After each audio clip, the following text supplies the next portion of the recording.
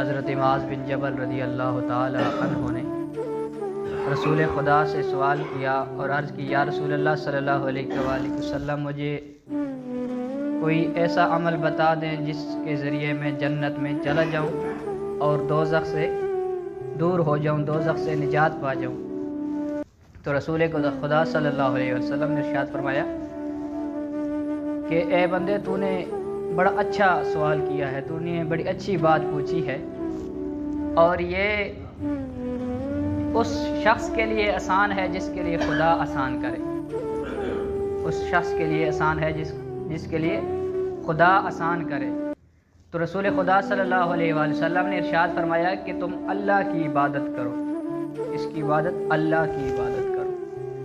تو اللہ کی عبادت کرنا، حضور صلی اللہ علیہ وسلم نے ارشاد فرمایا، اے معاذ، تو نے اچھی بات پوچھی ہے، لیکن جس کے لیے اللہ آسان کرے گا تو اس کے لیے آسان ہوگی۔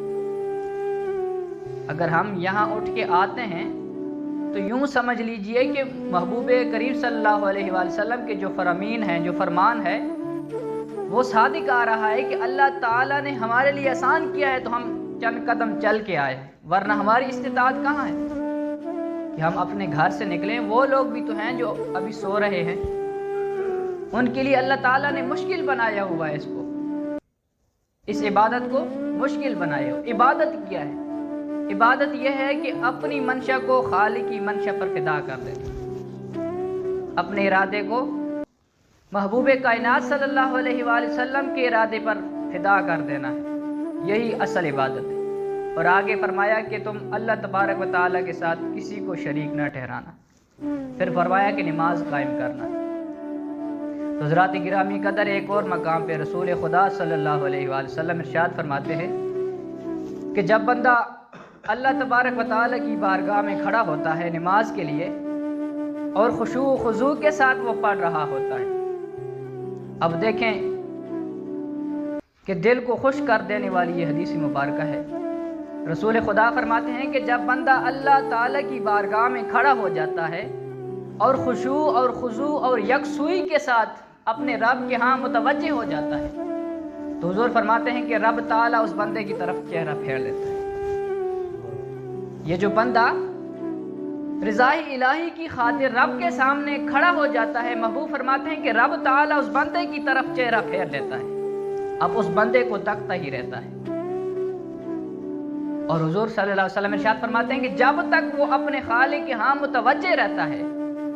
یکسوئی خشوع خضوع اس کو حاصل ہوتا ہے، اس وقت تک رب تعالیٰ اس کے اوپر نگاہ ڈالے ہوئی ہوتا ہے، اس کو دیکھ رہا ہوتا ہے۔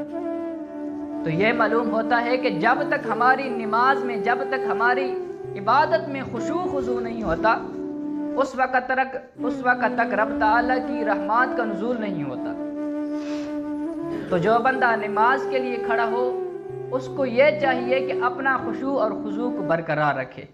اور جب بندہ، حضور صلی اللہ علیہ وآلہ وسلم نے ایک اور مقام پر ارشاد فرمایا کہ جب بندہ نماز کے لیے کھڑا ہوتا ہے تو وہ اپنے رب سے سرگوشی کر رہا ہوتا ہے، وہ اپنے رب سے ہم کلام ہو رہا ہوتا ہے۔ اس لیے تو حضرت علی رضی اللہ تعالی عنہ فرماتے ہیں کہ جب میں سجدہ کرتا